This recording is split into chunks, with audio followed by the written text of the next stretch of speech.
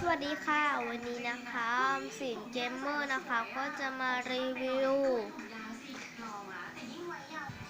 นี่ค่ะเป็นหุ่นยนต์หมานะคะโอเคค่ะก็จะดูกล่องกันเลยนะคะว่ามันจะเป็นยังไงกล่องนะคะก็จะเป็นรูปร่างแบบนี้ค่ะมีของใส่ข้างในนะคะไม่เกี่ยวค่ะถ้าเกิดมีเสียงรบกวนก็ขออภัยด้วยนะคะโอเคค่ะนี่แหละคือด้านข้างนี่ก็คือด้านข้างค่ะนี่ก็เป็นด้านหลังนะคะนี่ด้านหลังโอเคค่ะก็จะเป็นอันนี้ค่ะ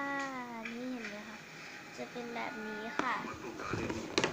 โอเคค่ะส่วนเจ้าตัวนี้นะคะก็จะเล่นแบบนี้ค่ะก็คือส่วนประกอบข้างล่างก็ต้องใส่ฐานด้วยนะคะก้อนใหญ่3ก้อน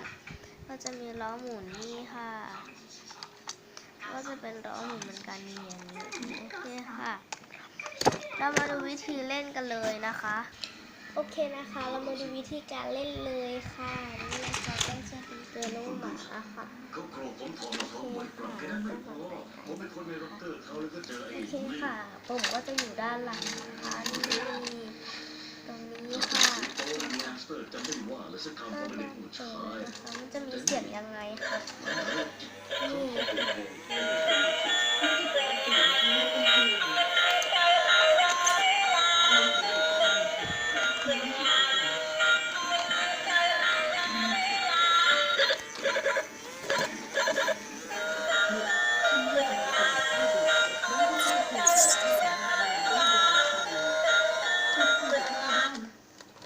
โอเคนะคะถ้าเกิดใครมีก็มันจะน่ารำคาญนิดหน่อยค่ะโอเคค่ะวันนี้นะคะถ้าเกิดใครชอบคลิปนี้ก็อย่าลืมกดไลค์กดแชร์กด subscribe ด้วยนะคะบ๊ายบาย